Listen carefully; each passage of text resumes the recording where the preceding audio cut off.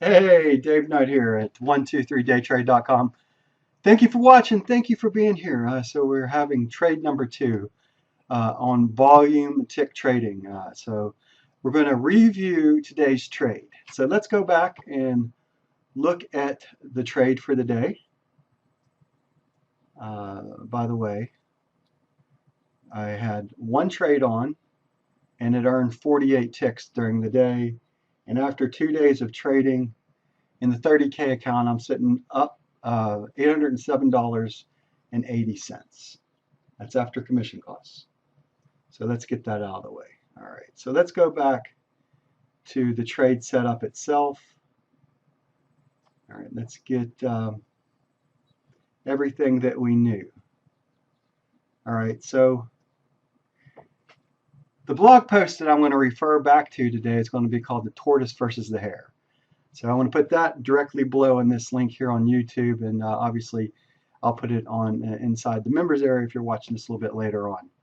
So today was day two, but the trade that I want to talk about today is the short side setup, what was going on in the market, and how I tackled today's market.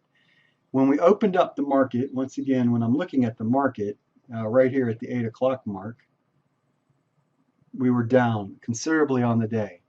So we're sitting at last night, and when the market opened up on Sunday night, was up here almost at, well, a little, made it to 1698, I believe, was today's high, and it's been pretty much selling off for most of the trading session. So what I can tell you is the market's been down roughly about $5 today, and it's hung out around the 1250, 1200 handle, 1250 pretty much the whole session.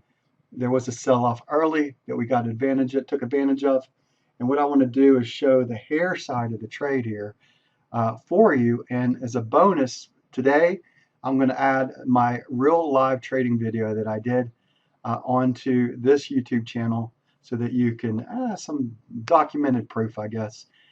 So the Hare side of the trade. And then on that video, we talk a little bit more about the Tortoise side of the trade, how I would have handled the second contract or the second series of contracts.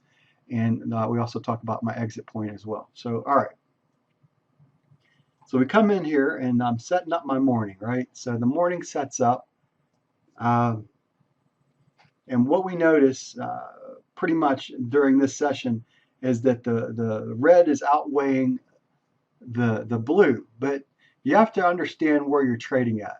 Now, here's a rule of thumb. Let me get this is the general rule of thumb. If the market is trading above R2, do not, there's an X there, do not sell.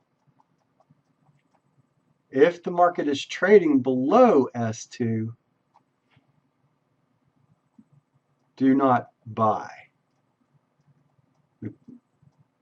Do not buy. So do not sell above R2, and as a general rule, do not buy below S2. So that's kind of a key component that you need to keep in the back of your head, because especially on the sell side, you don't want to be, excuse me, buy side, you don't want to be buying that falling knife below the S2 mark. So the market was trading between S2 and S3, and in the video you'll see that I talk about where I believe the S3 line should be and where I believe the CTS platform is incorrectly showing the S3. So that's based upon my own observations and doing, and if you have your own opinion about that, share what you think S3 was for the day as well. All right. So we notice that obviously the buy side of the market is greater than the sell side, but where are we trading? Let me grab, let's grab the 10-minute chart. That'll work. Where are we where are we selling? Where are we trading on the session itself? Where we're trading on the session, well, at the time of trade, now this says S3, but I believe S3 should be down here at 1227. But regardless, it's below S2. So we're below the S2 line. We do not want to be buying this market. We're only looking at selling coming into the market. So at the 8 o'clock mark, we're looking at selling the market. Now, as far as my time and sales fill today, Let me bring that over.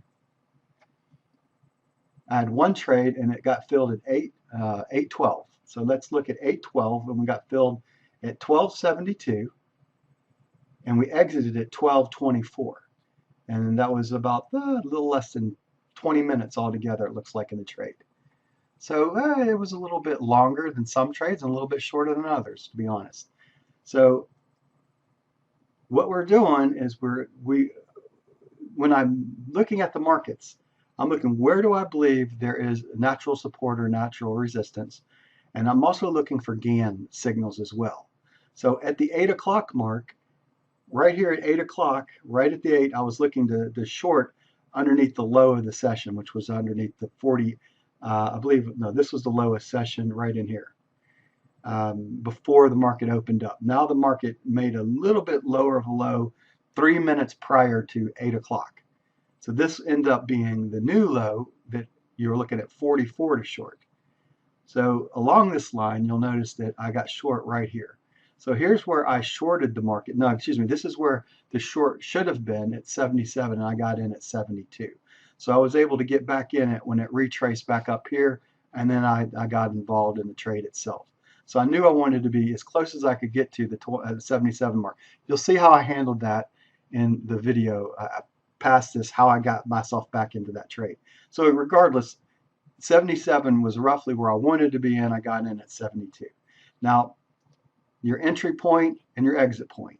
So this right here, 12:23, is a 1p move based upon the session. I believe the 1293, yeah, the 1290 right here, and then 69 ticks lower is 1223. So this was a 1p move, and where I exited the trade was right here, coming back through. Now, the video that I'll share with you, you'll see my reasoning behind how I was looking at the market and why I got out right there. And then we'll talk about this lowest low right here and how I handled that. Basically, long story short, 64 was my stop on the Tortoise side of the trade if I would have been able to trade that second contract. Now, once again, I explained that at Top Step Trader on the 30K and the high volatility that we're in right now, there's just, well, let me rephrase it another way. 1R is 56.3. That's over 50 ticks, right?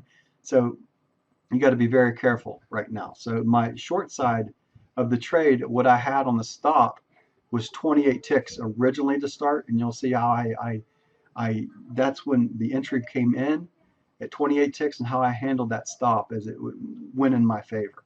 So you'll actually see that on the next video I put together once again.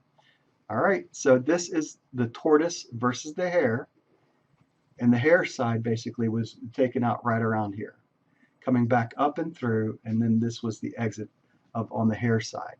So have a plan. What I'm getting at right now is have a plan, even if you're pretending your other contract like I do. This way, the good rule of thumb when you're doing that is it'll keep you out of trades that you shouldn't be in to start with. So if you're looking at a reversal trade, like, wow, that looks like a great place to reverse. But whoa, wait a minute. I still got my Tortoise side of the trade on. It'll keep you away from over trading one, and it'll also help you stay away from trades that you shouldn't be in. So this is the continuation part of that trade. The first part of the trade exits roughly here, and your second part of the trade would have exited up here, and it would have kept you away from this buy side. What happened later? It just goes back down anyway. So once again, know where you are in your trading day. That's my word of wisdom for the day. We were below the S2 line. Do not be taking any buy signals below the S2 line. Now, there's an exception to the rule. That's beyond the scope of this video right now. But as a general rule, do not buy below the S2 and do not sell above R2. Those are very dangerous places to do stuff. All right. This is Dave Knight here from 123 Day Trade, and we're putting this up on their new course called Volume Tick Trading. Look forward to seeing you on the inside. Bye for now.